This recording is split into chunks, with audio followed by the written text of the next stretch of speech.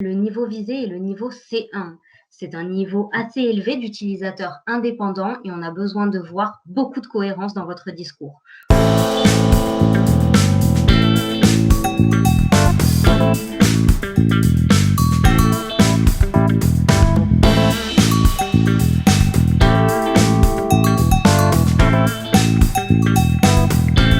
Donc, l'épreuve écrite est une épreuve qui dure 3h30. Vous aurez le choix entre 2 sujets.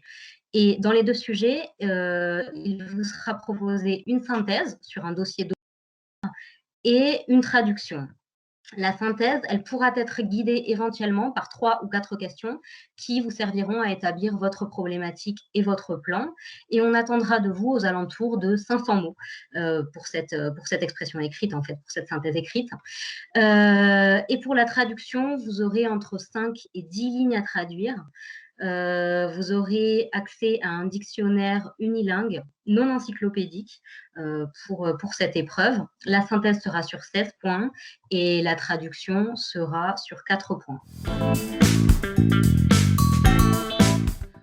Vous aurez un corpus de 3 ou 4 documents et il faudra les présenter avec une introduction, un corps de devoir, un développement et une conclusion. Dans l'introduction, on attendra de vous une présentation générale du sujet que vous aurez dû identifier, une présentation qui sera commune à tous les documents du corpus.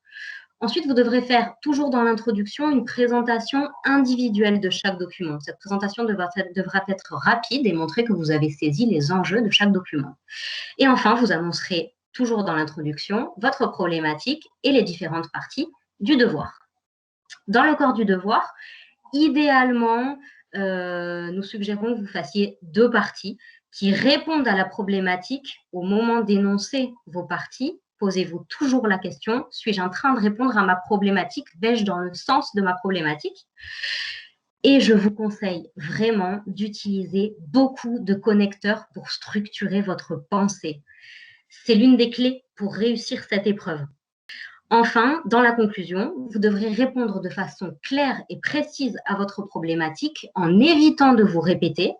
Et enfin, vous pourrez proposer une ouverture, ce qui est toujours extrêmement valorisant à la fin d'une synthèse écrite. Par exemple, faire un pont avec l'actualité. Si vous voyez un point commun entre les documents et que vous avez un phénomène d'actualité que vous pouvez relier au corpus, c'est idéal.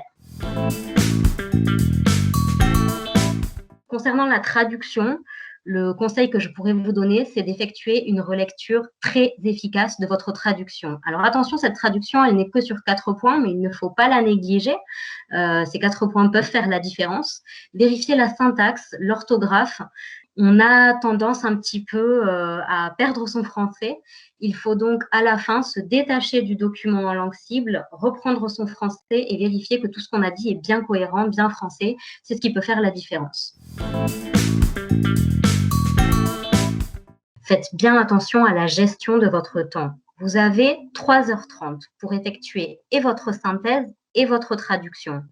Il faudra faire attention à équilibrer votre temps. C'est pour ça qu'il faut s'entraîner toute l'année pour avoir l'habitude, pour se connaître et pour savoir de combien de temps on a besoin pour faire la synthèse et de combien de temps on a besoin pour faire une traduction efficace. Dans l'épreuve écrite, on vous demande une réelle analyse comparative des documents. Donc, ne restez pas superficiel, rentrez dans les détails, montrez que vous avez une vraie capacité littéraire. On ne vous demandera jamais de résumer les textes, mais bien de les analyser. N'essayez pas d'écrire plus de 500 mots. Ce n'est pas une épreuve qui vise à écrire une quantité abondante de choses. C'est la qualité qui est visée sur cette épreuve. Évitez les termes vagues. Montrez que vous maîtrisez le lexique technique que vous aurez vu pendant toute l'année. C'est vraiment ce que l'on attend de vous. Donc, évitez les termes comme chose. Soyez extrêmement précis dans la langue. Ne donnez pas votre opinion personnelle, ce n'est pas le but pour cette épreuve. Ne répétez pas vos idées et enfin, bien sûr, relisez-vous.